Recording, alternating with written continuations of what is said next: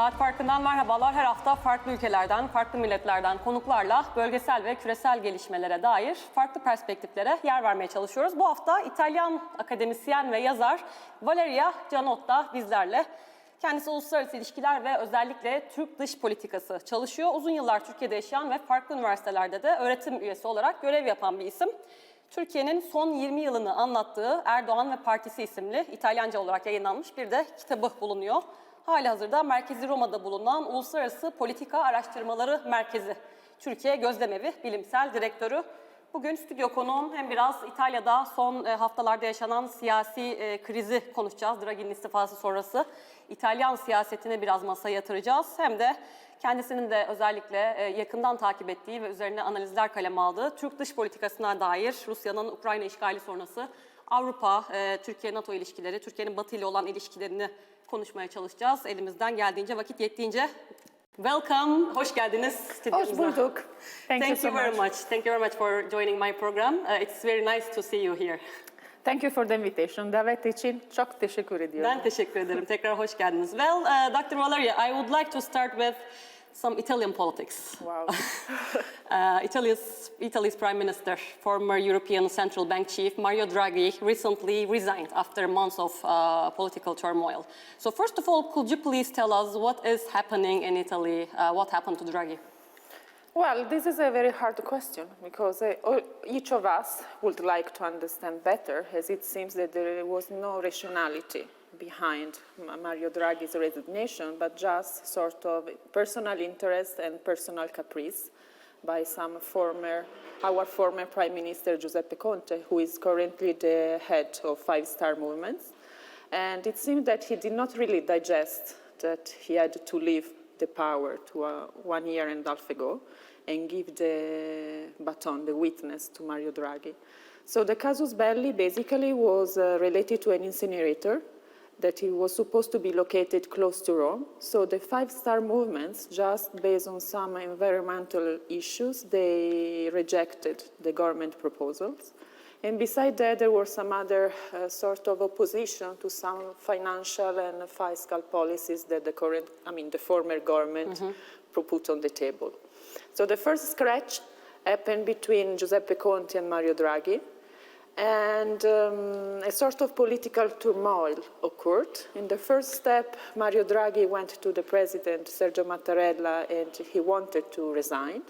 But Mattarella tried to keep him calm because, for the last, I think, 5 years or so, we have been experiencing such difficulties in forming a government.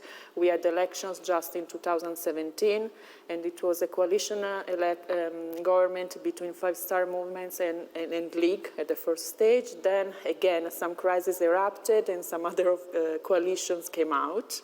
So it was a sort of dancing between parties. And the president, Mattarella, has been always the rational representative of the political stability for Italy. In the first stage, he just tried to make Mario Draghi calm and relaxed, and they went to the Senate and tried to get the political trust from the Senate. As you may know, in Italy we have two chambers, the Parliament and the Senate. So in that occasion, just at the middle of July, Mario Draghi made a very heart-left speeching by saying, I'm here and I'm asking you if you want to go on with this government in this path, the effort that we are doing according to the European framework as well. So please, if you want to go on, just reaffirm the trust that you are giving to this government. Very strangely, when it was the votation, the vote time, three parties, five-star movements, and the League, Forza Italia by Silvio Berlusconi, and actually one more, the Brothers of Italy, left the room and they boycotted the vote. And as a matter of numbers, the majority, Draghi got the majority, but it wasn't enough to get a political mandate. So that was the breaking point ever. And now we are in this situation that we have still Draghi as an interim premier, and we will go to snap elections as the 25th of September. Yeah, I will just ask you about your expectations, because Italy is now heading towards early elections in late September, as you said, and quite likely a far-right post-fascist government, as the polls show. Giorgia Meloni could become Italy's first far-right leader since Mussolini. So what kind of changes do you expect for the future of Italy and also for the broader European Union? Indeed, it seems that we will have a new far-right or right political synthesis in Italy. Of course, we will have another coalition government led eventually by Giorgia Meloni, who belongs to the far-right tradition, and then she may create an alliance between League and again some other right parties as well. It's a very critical time for Italy because we are just trying to recover thanks to Mario Draghi as well from the unfortunate time that we experienced as the first country hit by the COVID pandemic. So Draghi put a lot of efforts in order to apply some reforms and recovery according to the European Recovery Fund. So we invested a lot emotionally but also financially on this, and we borrowed a lot of money, almost more than 200 billion of euro. They are useful in order to apply some internal reforms related to different areas of education, for example, digitalization, in order to relaunch Italy and the role of Italy also within the international arena and also within the European Union. Now, we have a lot of critical issues on the table domestically because we are dealing with an important inflation rate. We have a public debt that is exceeding the more than 100%. I mean, it has been always a very critical point for the Italian economy. We have a lot of debt as well and internal issues too, unemployment. We have some other issues related to the energy diversification, differentiation coming from the crisis between Russia and Ukraine. And Draghi and the former government, I mean, still this government, made a lot of effort in order to sign an agreement with new partners such as Algeria. They went to Qatar, they went to Azerbaijan because Italy is highly dependent from Russia. And this is a matter of survival for Italy. And on the top of that, we have some other critical issues related to immigrations, for example, which is one of the main pillars of these far-right parties. And that's why we believe that they may become the next leader in Italy, because migration is becoming a very dividing issue, and people are in general unhappy. You know, when you have economic turmoil, plus you have immigration and immigrants, I mean, there is this populistic rhetoric coming up that is just connecting the people. The main question mark nowadays is whether the new government, the new coalition, eventually will go on with the reform that they've been started by Mario Draghi. So they may shift their populist and anti-EU rhetoric and trying to compromise for the interest of Italy, or what will come next, we really do not know. Because, I mean, the areas that we need to address are very critical, and they are totally embedded within the European framework, the Italian stance within the European Union as well. So, how was, I wonder, Italy's reaction or policy towards the Russian invasion of Ukraine towards the beginning? It was in line with the other European countries as well. And after this question, maybe as a follow-up question, you might also answer how was the general attitude or European response in general towards to Russia's aggression from the day one? Well, Italy got aligned to the decision of European Union. As you know, Mario Draghi is one of the main representative of European spirit, European stance. We call it Super Mario because he made the miracle within European Union when it was the Euro crisis. But Italy has took distance from the European bloc when it came to put sanctions on the oil coming from Russia, because we are not totally but highly dependent from Russian supply. So we waited a bit, and we tried also to compromise. At a certain point, Russia asked to be paid by ruble, by their local currency, and we tried I mean, Italy tried to take time and to compromise a bit because, I mean, at the end of the day, there is the European vision, but there is also the national interest. When it comes to national interest, I believe that what European Union did not do, Turkey is doing,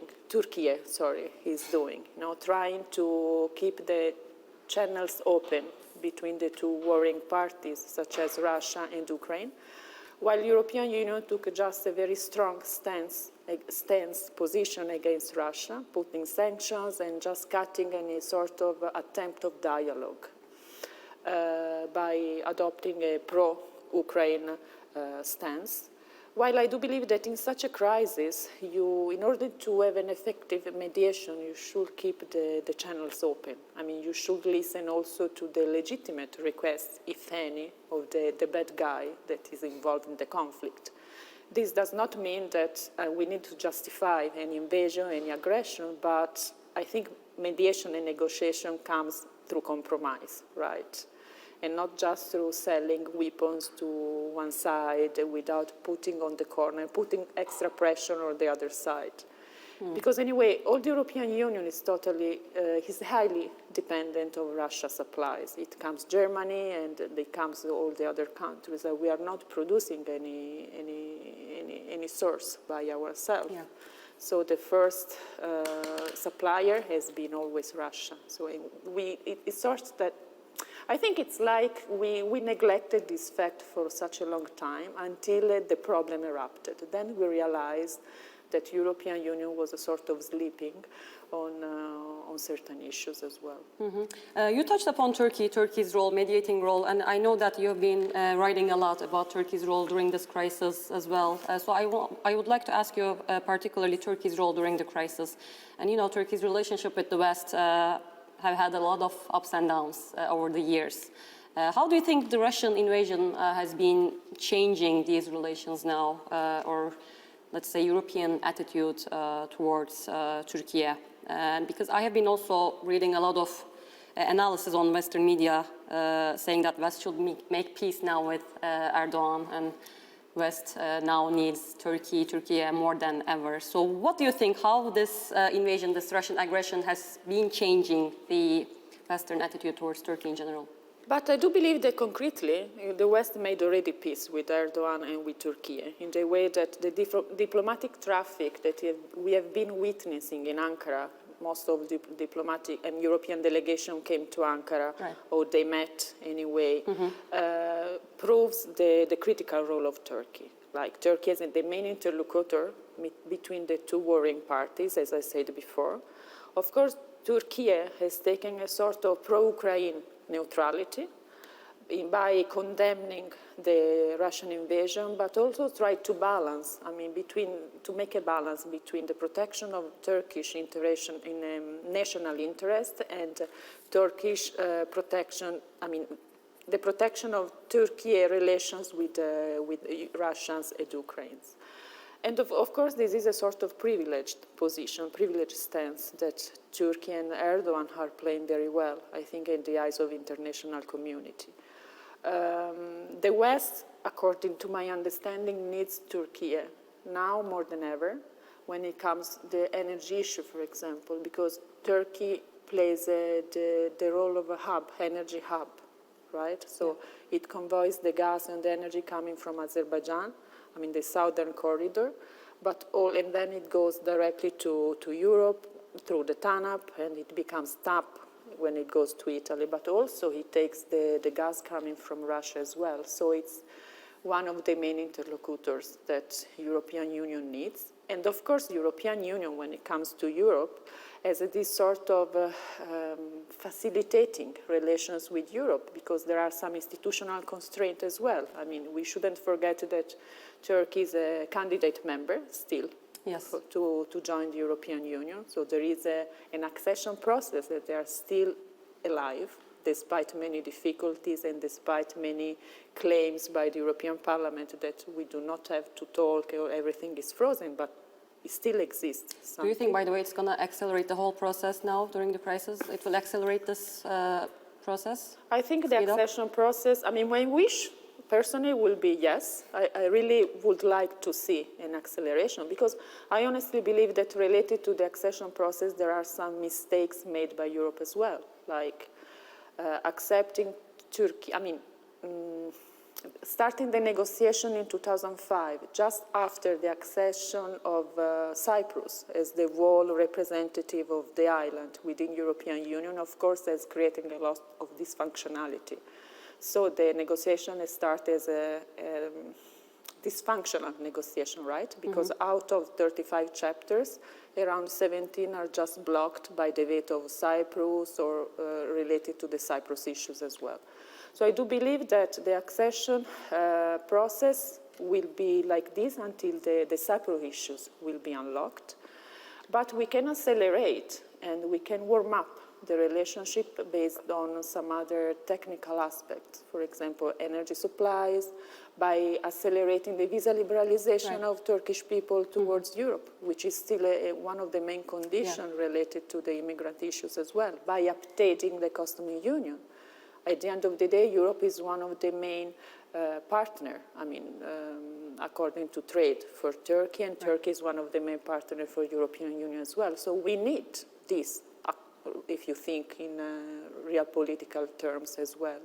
And then, as I do believe, when the dust of the weapons will be down, when this war will be over, because one day it needs to be over, European Union has to start a very genuine analysis of itself. Which kind of actor wants to be in the future?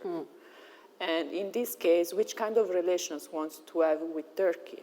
Like also in terms of defense, of security, in terms of foreign policy, that there are issues that nowadays are on the table of European Union, but they are not concretely addressed. So you believe this invasion, Russian aggression, is also a good opportunity for the European Union to maybe make to reflect on some issues for the future, including relations with Turkey and also energy issue. If they are genuine, yes. And if they are really sincere about their commitment and their vision, yes. I think it has come the time for European Union to think of what Europe wants to be. Because right now it's a sort of hybrid international actor, right? And what is the real spirit of European Union? And what will be the main future challenges for European Union? In this frame, in this design, I think Turkey should be included. You also said, you underlined that Turkey's unique role in mediating and keeping a balance between Ukraine and Russia, having good relations with both countries. You think West is happy with this, or it might force Turkey to make a choice in the end? What do you think? How do you see it from your point of view? I think for the time being, the West is quite satisfied. It has been proved by the meeting that was recently held in Istanbul and the opening of the operational center for the creation of grain corridor, so that everybody, also UN General Secretary, welcomed the Turkish role and Turkish initiative. But I have the feeling, maybe it's not so politically correct to say that Turkey is doing the dirty job that no one else in Europe, in the international community, dared to do, for some reason. Turkey is doing great, according to me, because, as I said, he's trying to protect his own interests by relaunching also his credibility as an international actor and fulfilling the gap that the main international actors have left in this crisis as well and in the region as well. I think the Turkish role will be going like this because it's also related to the location of the country, right? Turkey has the geography. Turkey has interests and relations, and I do believe that nobody is really jealous of Turkish geography because it's a very complicated neighborhood, right? There are threats and instabilities all around.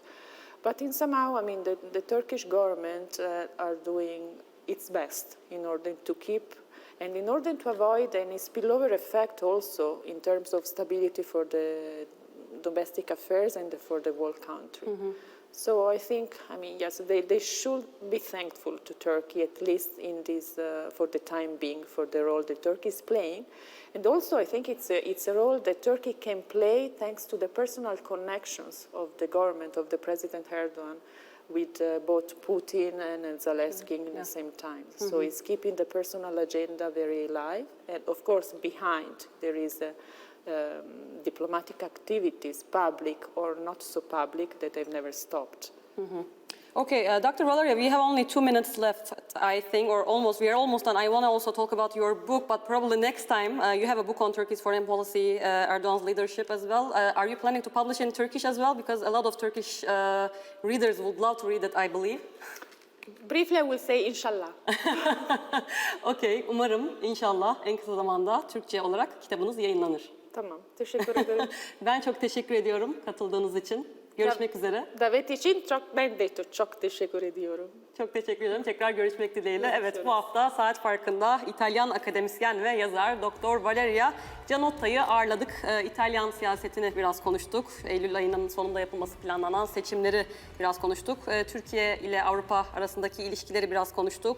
Özellikle Rusya'nın Ukrayna işgali sonrası Türkiye-Batı ilişkilerini konuşmaya çalıştık. Önümüzdeki hafta tekrar farklı bir konuyla, farklı bir konukla görüşmek dileğiyle. Hoşça kalın.